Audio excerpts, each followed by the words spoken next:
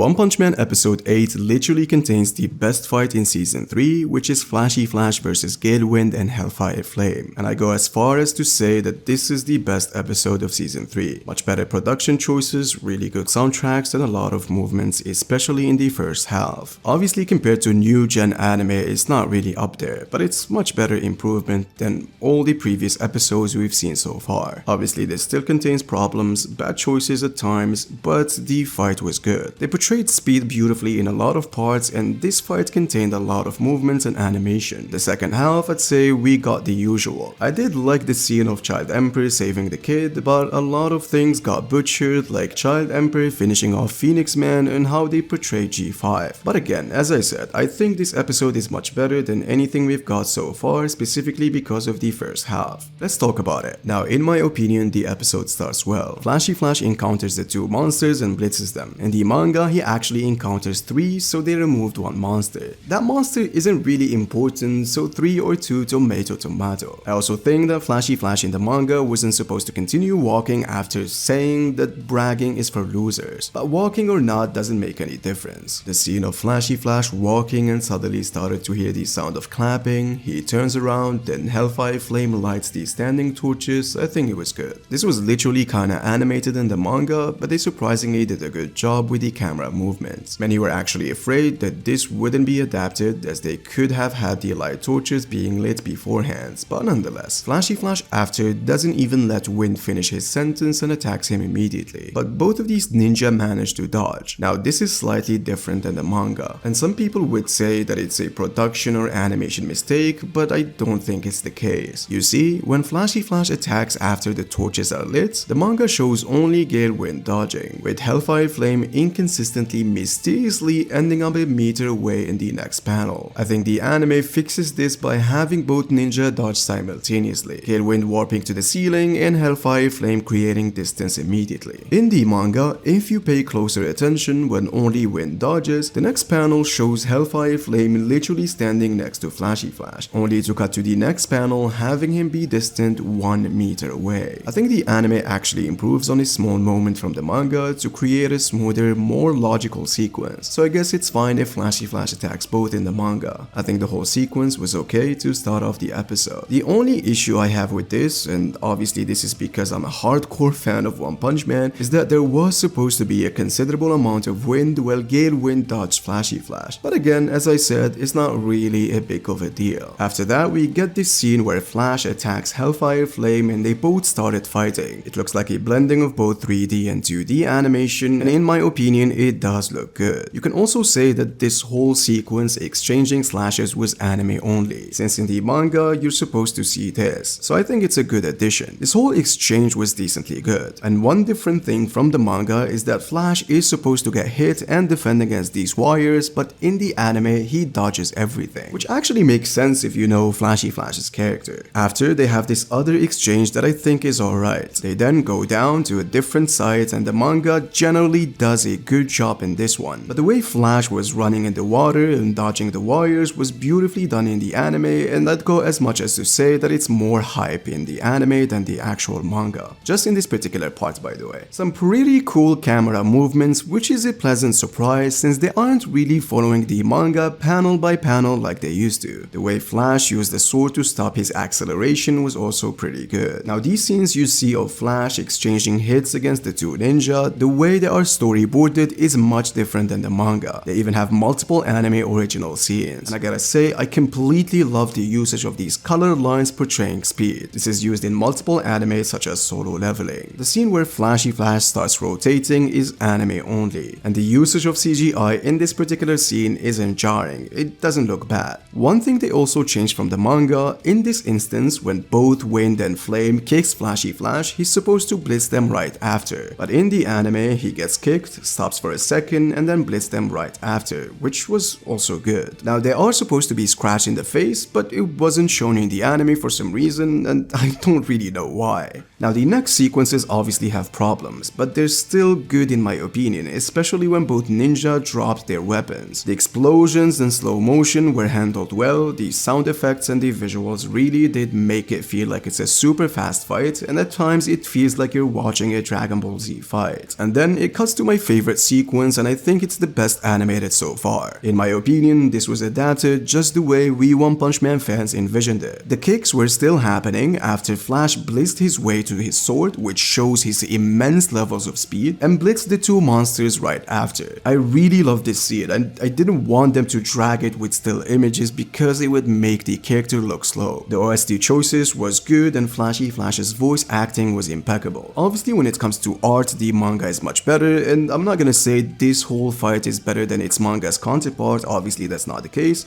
but the fight was still good. You can say that in the manga, things like the depictions of explosions that happened after were done much better than the anime. But as I said, it's fair to say that the whole fight was adapted well. The art was also pretty good when they were crying after Flashy Flash defeats them, and the scene of Flashy Flash having his cape waving was also really good. I don't know man, this fight for me is the best so far in season 3. It's much better than the fight they gave us of Garou versus Orochi, which was very stiff. Don't get me wrong, it's rough at times, but still decently good. Now, I wanna say that tomorrow I'm going to drop a video talking about Flashy Flash going up against multiple monsters, and I have a surprising collab and guest in it, so make sure to hit the notification bell to get informed as soon as possible. Now, the rest of the episode is, you can say, the usual. The sides where Child Emperor was walking was great artistically, good choices of OSTs at times, especially the new one when Child Emperor was saving the child, and also the soundtrack they used for Phoenix Man was fitting, given what we know about this character. But very jarring movements, butchering Phoenix Man's backpack weapons in the scene, and G5 lacked movement and looked extremely stiff. I did like the animation regarding the three dogs merging, it was good, but the second half I'd say was the usual and not really that good. Prediction for next episode, so you can skip here to avoid spoilers. Since episode 8 adapted the rest of chapter 95, everything from chapter 96, concluding the Flashy Flash fight, everything in chapter 97, and about 10 pages from chapter 98, I think episode 9 would safely cover the rest of chapter 98, chapter 99, and concludes with chapter 100. The episode will mostly contain the grand fight between Child Emperor and Phoenix Man, and it's exactly the episode where we're going to find out if they'll adapt the pre-retconned version or the newly canon fight for both this fight and Orochi vs Saitama. Both are pretty cool, but we can all agree that the first one was much better. The reason we think they might adapt the pre-retcon version is because in the opening, Child Emperor is wearing a different set, a scouter in his right eye, and no hat. Exactly how he appeared in the pre-retcon version. But again, this scene and the Orochi form in the opening could only be Easter eggs, nothing more, nothing less. I guess we'll have to wait to find out in the next episode. Episode 9 is also hyped up by the producer alongside an animator called Mr. Takashi Hashimoto, saying that next few weeks something we poured our hearts and souls into will be aired. Now, he didn't specifically say it's going to be episode 9, but judging by the producer's statement, it's safe to assume he's talking about this particular episode, so it does have a little hype. However, one should remember that the same producer compared this with the infamous episode 5 that wasn't good. It's literally the episode that broke our expectations and hopes for the next episode. But nonetheless, we will certainly find out next week. I think the episode ends with Child Emperor defeating Phoenix Man, jumping so high to get the hostage kid to the surface. Or maybe it ends better with seeing Zombie Man walking in the hideout, hyping up the next episode. Both endings would work really well. Now, if you want more reviews and power scaling videos regarding One Punch Man, make sure to hit the subscribe button and the notification bell for more of these types of videos. If you want to know how strong Flashy Flash is compared to the other cast, I've actually dropped a video where I ranked every S-Class hero from weakest to strongest with all of their forms and states.